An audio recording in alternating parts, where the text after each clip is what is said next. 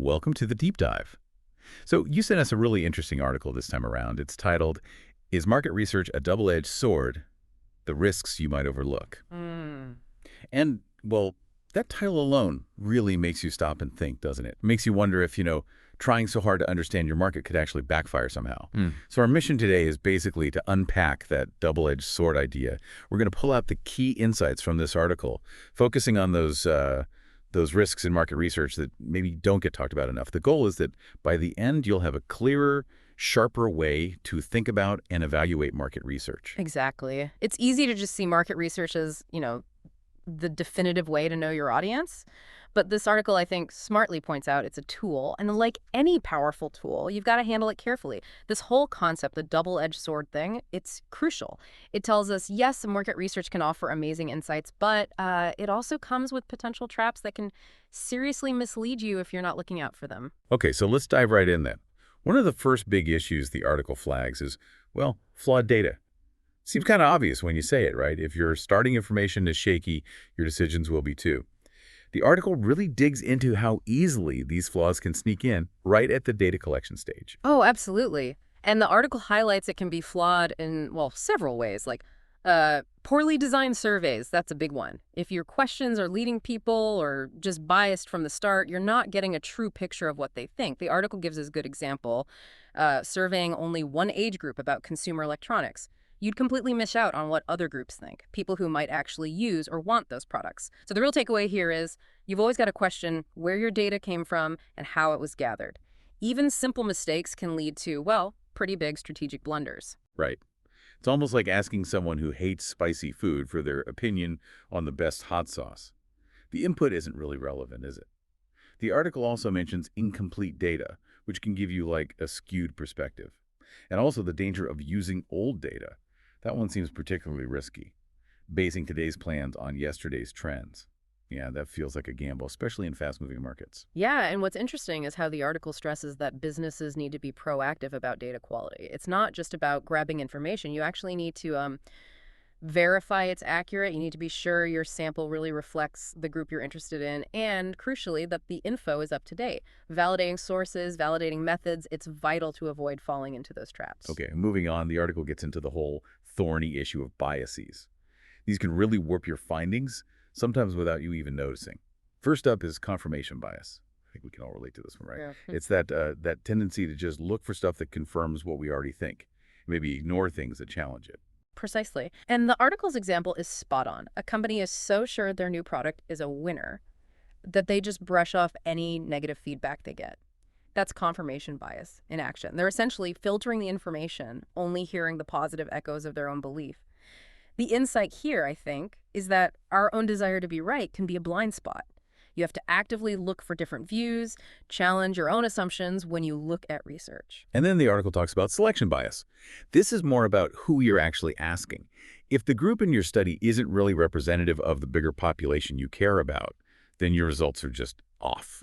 The online shopping survey example they use, excluding people who barely shop online or don't at all, that really shows how easily it happens and how it leads to, well, skewed conclusions about the whole market.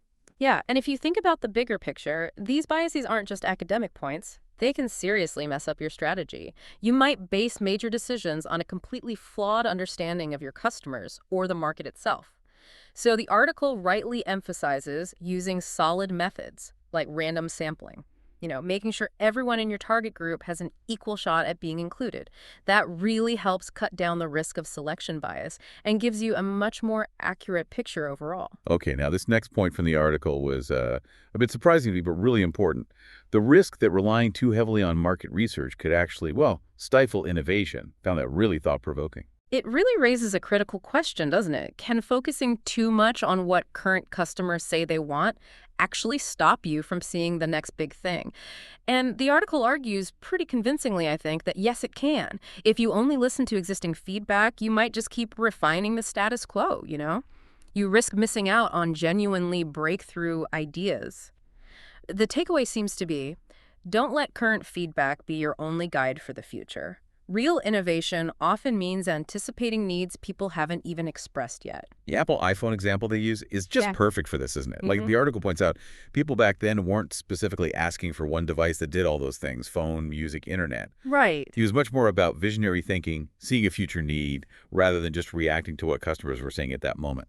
And what's fascinating is the article's observation that, well, traditional market research often struggles with predicting those kinds of disruptive changes, those big shifts that totally redefine a market. It's often backward looking, based on historical or current data, which might not give you any hints about what's truly new coming down the pike. So the key insight here really is about balance. You need to be data informed, yes, but also leave space for that visionary spark. Okay, let's shift gears a bit. Let's talk about something more tangible, the cost. Money. The article brings up that market research can be expensive, and that's a real hurdle, especially for smaller companies. Absolutely. For, startups or small businesses working with tight budgets, the cost of doing really thorough market research can be, well, pretty hefty. The article highlights that sinking a lot of money here might strain resources needed elsewhere, like product development or just basic marketing to get the word out. And it's not just the upfront cost either, is it? The article mentions diminishing returns, too. You could pour money into research that honestly doesn't give you actionable insights back. Exactly. Or if you try to study everything, you just get swamped with data you can't really use effectively. That diminishing returns idea, spending more, doesn't always mean learning proportionally more. Precisely. And that's why the article's advice for smaller businesses to be, well, strategic about it is so key. Set really clear, specific goals for what you need to learn. And maybe explore more cost-effective ways to do it, analyzing existing data, running smaller, super-targeted studies that can help get crucial insights without breaking the bank. Okay, then the article tackles the limitations around prediction, using market research to try and see the future. We all want that crystal ball, right? But the article kind of reminds us that forecasting based on research, well, it isn't foolproof. That's a really important point. These predictive models, they lean heavily on past data, right? And as the article says, they often have a hard time accounting for the totally unexpected stuff. Sudden cultural shifts, massive tech breakthroughs, or, global events like a pandemic. Things that can just turn the market upside down overnight. Yeah, and it's not just those huge black swan events either. The article also notes that sometimes broad predictions miss the mark on regional differences or the specific needs of niche groups. So a general forecast might not actually help much if you're targeting a very specific slice of the market. Right. And this really underlines the article's warning, don't rely only on predictive models. It stresses that you need to keep updating your data constantly, bring in real-time information. You have to stay flexible and ready to adapt because, well, change is inevitable in any market. Another really crucial point the article brings up is how easy it is to misinterpret the data, even if the data itself is sound. You collect all this information, but if you don't analyze it right, you could end up making some pretty serious strategic errors. Oh, definitely. This is where having solid data analysis skills or access to them is just critical. The article points out a classic mistake, assuming correlation equals causation. Just because two things happen together doesn't mean one caused the other. The example of sales going up after a marketing campaign is perfect.